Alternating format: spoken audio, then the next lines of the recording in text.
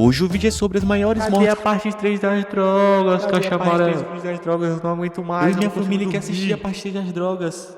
Esse último aí foi bem assustador, mas depois de muitos pedidos, hoje eu vou falar como seria morrer sob efeito de cada droga. Mais uma vez. Dessa vez, eu separei os pedidos que vocês enviaram nos últimos vídeos. Heroína. Amanda, 19 anos. Ela adorava um futebol. Começou com analgésicos prescritos após a cirurgia no joelho. Oxacodona. Era legal. Prescrito por médico, então parecia seguro. Quando a prescrição acabou, ela ainda estava com dor, mas também descobriu que gostava da sensação de relaxamento e euforia. Conseguiu mais alguns comprimidos ilegalmente. Depois de 6 meses, ela estava tomando entre 10 e 15 comprimidos por dia. Já havia um vício ali. Em um certo momento, os comprimidos eram caros. Comprar remédio na faixa não é qualquer coisa. Amanda decide procurar alguma coisa para tentar substituir os remédios. Usando a internet, ela descobre que a heroína pode ter um efeito similar e um preço mais barato. Quando ela chega na biqueira, o ambiente é estranho. O vendedor assistiu um canal bizarro em sua TV, mas ela decide comprar mesmo assim. Como era sua primeira vez, ela decide comprar apenas uma dose, mas antes de finalizar a compra, ela percebe algo horrível. O vendedor havia esquecido de deixar o like e hypar o vídeo, isso é imperdoável.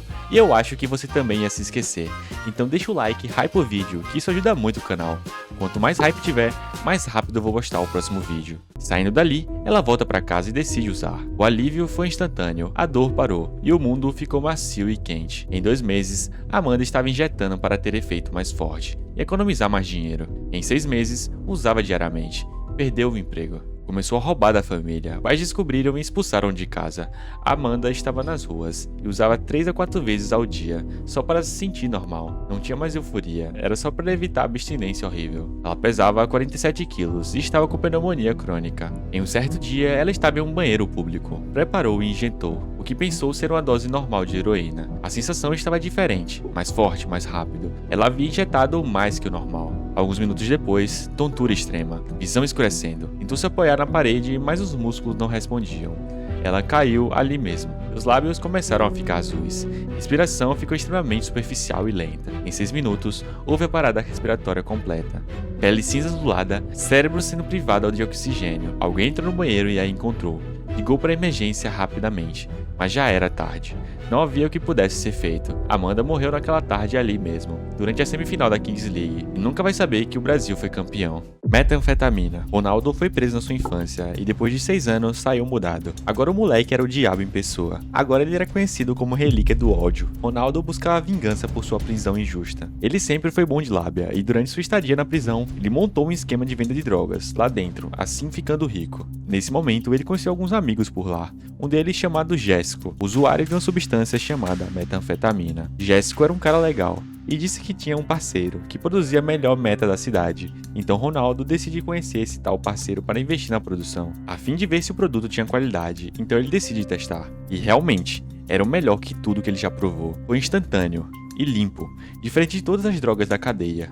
Ele estava decidido a investir no negócio de meta, assim podendo juntar mais dinheiro para se vingar da sua família, que arruinou sua reputação. Os pais de Kaique tinham uma pequena empresa de transportes e sua ideia era muito simples: infiltrar-se na empresa deles e contaminar os carregamentos, e depois denunciar. Assim, os pais de Ronaldo seriam presos por tráfico de drogas. Durante a execução do plano, Ronaldo se via muito ansioso. A cada passo que o plano andava, a ansiedade aumentava e o medo não funciona. Então ele se lembra da sensação de metanfetamina de novo, o aumento de energia e a concentração de que a droga dava. Ele decidiu usar novamente, e dessa vez foi tiro e queda. Ficou acelerado e o negócio voltou a andar. Nos primeiros meses, usava para performance. Estava trabalhando demais, estudando melhor, perdendo peso. Achava que estava no controle, mas começou a precisar de doses maiores para o mesmo efeito. Ele achava que pela pureza do produto não teria efeitos colaterais tão fortes, mas no 4º mês parou de comer quase completamente. Perdeu 18 quilos e não dormia por 2, 3 dias seguidos. Depois desabava por 15 horas. Começou a gastar todo o dinheiro que era para seu plano apenas para comprar drogas. Tudo estava arruinado. Ele perdeu tudo. Isso faz ele criar um plano de improviso, se enviar pelo correio pela transportadora da família e plantar provas lá por dentro. Como mantimentos, ele decide levar 1 quilo de metanfetamina, 2 águas e um pão com salsicha. Nos primeiros 30 minutos, ele já usou 10 gramas e não se aguentou. Por conta disso, a temperatura corporal subiu para 41 graus Celsius. Começou a suar descontroladamente. Depois a pele ficou seca e fervendo. Ronaldo tentou se hidratar, acabando com a água, mas não foi o suficiente. O calor continuou. Além disso, a dor de cabeça era absurda, então ele decide usar mais. Assim, a dor poderia passar.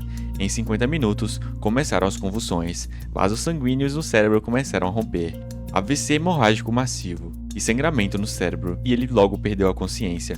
Em 2 horas depois, Ronaldo havia morrido dentro de uma caixa de papelão, que foi entregue no endereço da sua antiga casa. Ayahuasca. Miguel, um árduo jogador de Clash Royale, seu melhor amigo adorava assistir suas partidas. Ambos conversavam sobre cartas e estratégia, e de como a conta de Miguel tinha tantas gemas. Depois de uma série de derrotas, Miguel se encontra extremamente chutado, e ele havia churrascado completamente. Meu amigo conta sobre como viagens podem te fazer relaxar. Então Miguel decide fazer uma viagem espiritual. Dessa vez, ele foi até a Amazônia, passar um dia em uma tribo. Em menos de uma semana, ele se apaixona por uma nativa de lá. Sabendo de todos os benefícios, ele decide ficar por lá. Ela era perfeita, sabia de tudo que ele gostava, mesmo sem ele ter contado. A primeira semana foi bem de boa. A vida na tribo era calma e não tinha mais preocupações com Elixir no Clash. Porém, na segunda semana, tudo mudou. Aquela era apenas mais uma das tradições da tribo, e Miguel deveria participar. Em uma cerimônia especial de cura profunda, o preparador fez um chá, extremamente concentrado. Miguel, querendo impressionar sua nova namorada, decide tomar 2 doses. Nos primeiros 15 minutos, náusea e vômitos intensos começaram. Dores abdominais também atormentaram Miguel. Ele sentiu que estava perdendo o controle e ficando fraco. Após 30 minutos, os efeitos psicodélicos intensos começaram. Alucinações extremas, perda total de orientação e a combinação de DMT e inibidores de mão causa taquicardia perigosa, aumento severo de pressão arterial. Depois de 1 hora, houve o pico de intoxicação, desidratação severa pelos vômitos contínuos. Isso deixou Miguel extremamente fraco e caído no chão, sem conseguir se mover, quando de repente, ele escuta uma música.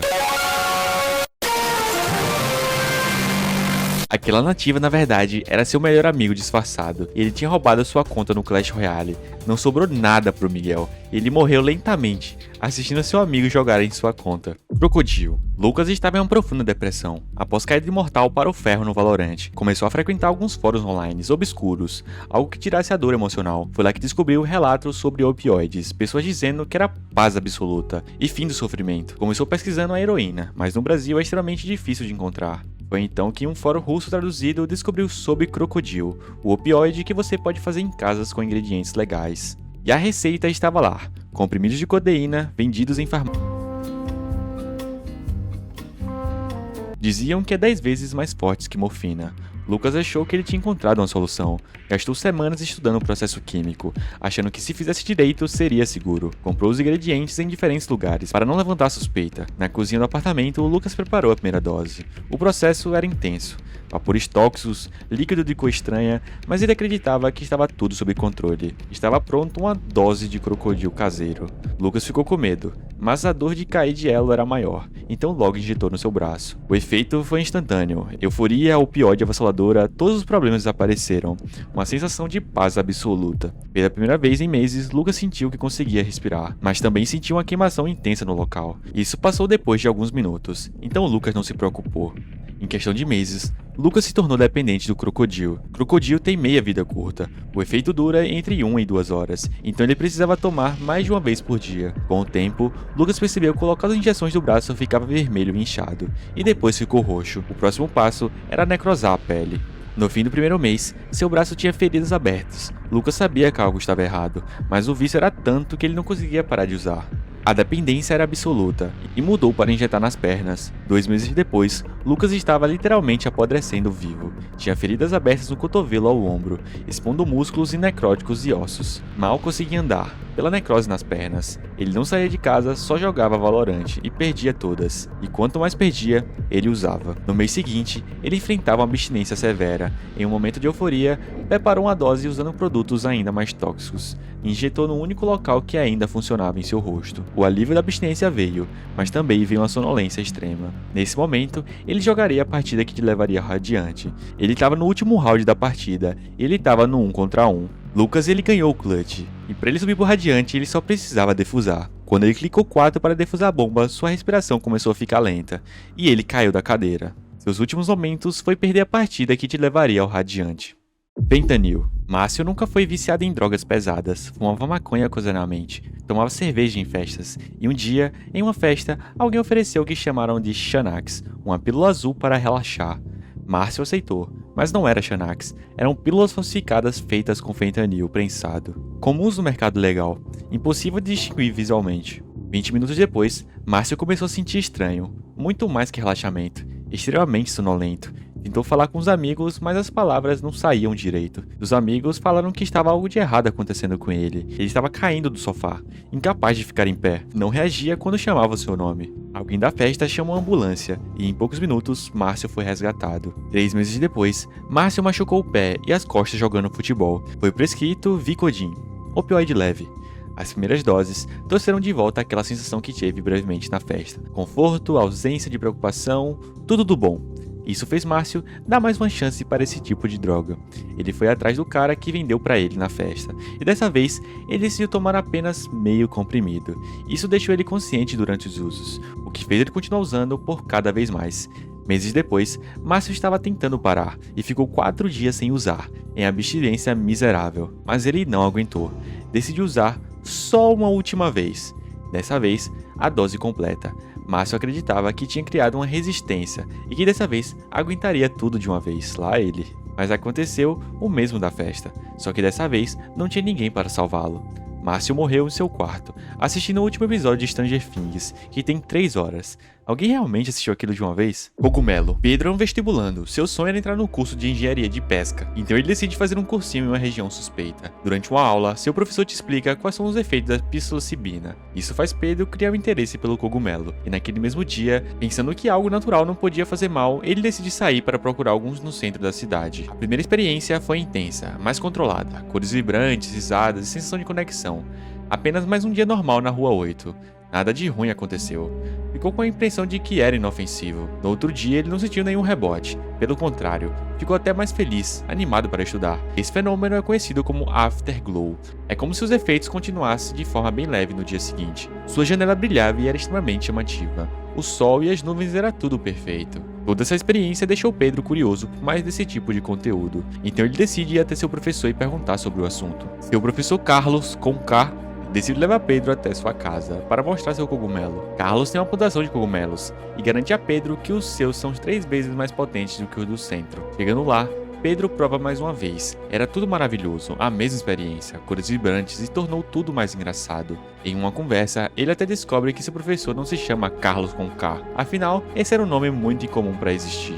Depois disso, Pedro começou a usar mensalmente, depois disso, quinzenalmente, cada vez queria experiências mais profundas. Em um certo momento, o estoque do seu professor acabou, o que fez Pedro começar a comprar pela internet, em fóruns sem saber exatamente a dosagem ou espécie. Algumas experiências foram ruins, ansiedade intensa, paranoia, mas ele racionalizava como parte do processo de aprendizado. Amigos começaram a se afastar, preocupados. No dia do Enem, Pedro decidiu usar uma dose menor. Ele tinha medo de ficar sem, e medo de tomar demais. Durante a prova, tudo parecia normal. Conseguiu fazer as questões em um tempo aceitável, e sobrou um tempo para sua redação, a qual ele se dedicou muito. Meses depois, ele continuou usando. Nunca teve nenhum rebote pós-uso, mas ele estava sempre charrado de cogumelo. Quando saiu o resultado do Enem, ele se assustou. 740 na redação. Além disso, ele errou todas as questões de natureza. Seria impossível passar em odonto dessa forma. Pedro estava passando por uma crise existencial.